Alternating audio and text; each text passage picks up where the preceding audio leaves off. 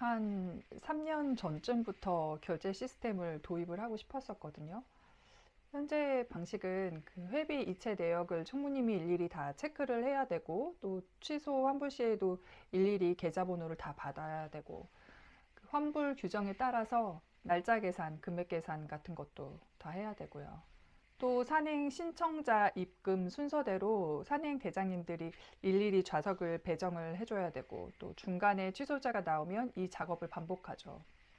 산행 신청하는 입장에서도 내가 아무리 산행 신청을 빨리 해도 원하는 좌석에 앉을 수가 없죠. 내가 선택할 수가 없죠. 결제 시스템만 도입되면은 이 모든 게 되게 간편하고 편리하게 바뀔 수가 있거든요. 그걸 하고 싶었었는데 어쨌든 못했어요. 그 이유는 운영진 그 내에서 반대가 있었는데 이게 상업적으로 보일 수 있다는 거였거든요. 이 시스템이 그 누구 주머니에 돈이 들어가는 구조가 절대 아닌데 그렇게 보일 수 있다라는 의견이 그러니까 매우 조심스럽게 이 안에 있었어요. 왜냐하면 친목산악회니까. 그리고 이게 운영진 내에서조차 의견이 통일되지 않으면 회원들을 설득하는 것이 더 어려울 거다라는 판단이 있어서 또 개인적으로 제 질병 치료 시기랑 겹치면서 뭔가를 시도할 에너지도 없었기도 했고요. 그래서 뭐 그냥 보류 상태였는데 그럼에도 늘 지금의 이 방식은 아니다라는 생각은 있었거든요.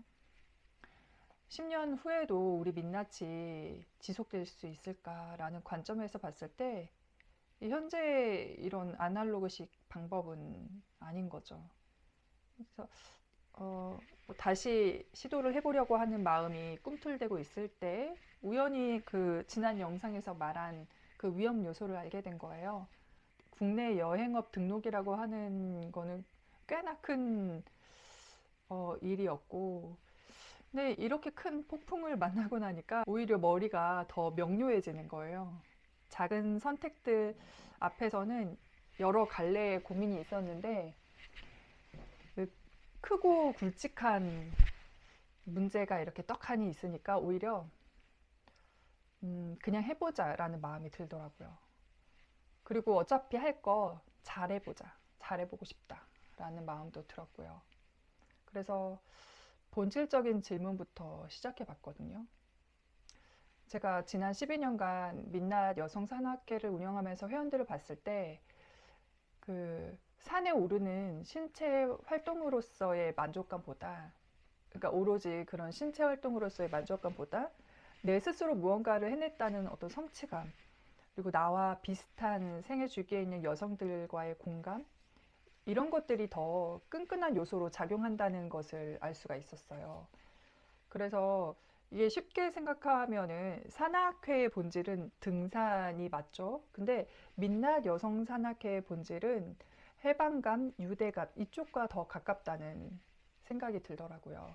오로지 그 땀 흘리는 신체 활동으로서의 등산이 목적이라면 사실 혼자가 더 편하죠.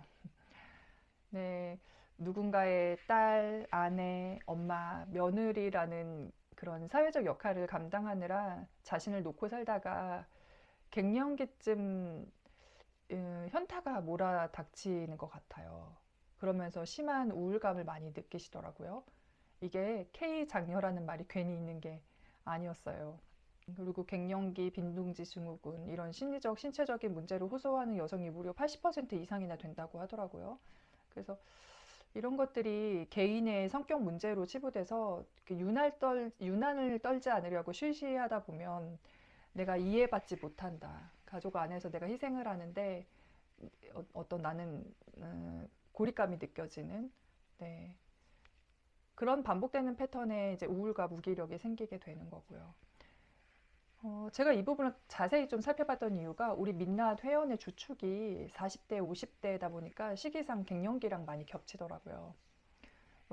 이들이 자연 속을 걷고자 하는 이유, 그리고 나와 비슷한 것들을 겪고 있는 다른 여성들과 어울리는 이유, 이거를 우리가 굳이 말로 표현하지 않아도 서로를 통해서 느끼고 있는 것 같아요. 그래서 그 평소에 어깨에 짊어진 여러 사회적인 역할들을 잠시 내려놓고 마음껏 산에서는 깔깔거리면서 웃는 모습이 다들 소녀 같아요. 네, 평소에 그 역할에 맞는 진중함을 갖고자 그 무게에 굉장히 버거웠다면 산에서는 오로지 있는 그대로의 나로서 새털처럼 가벼운 마음으로 즐길 수 있으니까요. 그래서 우리 회원들 보면은 늘 그 빨강머리 앤이 떠올랐거든요. 그래서 모든 여성들이 자신만의 앤셜리를 만날 수 있도록 돕는 공간을 만들자라고 하는 목표가 생겼어요. 그래서 앞으로 이 회사를 어떻게 꾸려갈지 큰 방향은 이렇게 정해졌는데 이제 세부적인 것들은 대부분 미정이거든요. 근데 이런 거는 가능하면 많은 부분을 회원들과 같이 의논하면서 만들어가고 싶어요.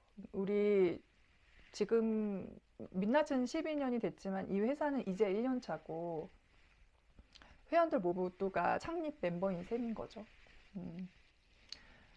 그리고 다음 영상에서는 이제 회사가 어떻게 수익을 창출할지, 뭐 팀원, 그리고 최종 목표 이런 것들을 또 나누고 싶은데 결론부터 간단하게 말씀드리면 회사의 목표는 그 사회적 기업으로 인증받는 거예요. 사회적 기업으로 인증받으면 이 이윤의 3분의 2를 사회적 목적으로 환원을 해야 되거든요. 근데 그 부분을 민낯 커뮤니티에 환원하는 시스템을 갖추고 싶은 거죠. 물론 그 당장 가장 중요한 목표는 회사가 망하지 않고 생존하는 거지만 혹 뭐 누가 알아요? 회사가 너무 잘 돼서 규모가 커질 수도 있잖아요. 근데 그때가 되면 사실 제 역할에 한계가, 제 능력에 한계가 올 것 같아요.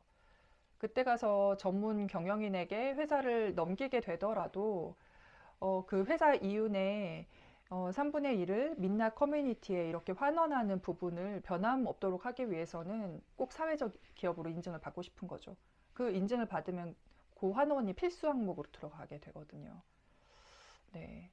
그래서 자연 속에서 보다 다양한 어떤 난이도와 프로그램을 경험할 수 있도록 구성을 하고 또 특정 누군가의 희생으로 돌아가는 이 노동 집약적인 시스템이 아니라 이 커뮤니티 내에서 리더가 없어지더라도 오래오래 지속 가능한 시스템을 설계하는 거.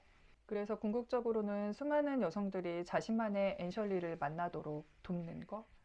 네, 그런 것들을 이제부터 본격적으로 해보려고 합니다. 많은 응원과 관심 부탁드릴게요.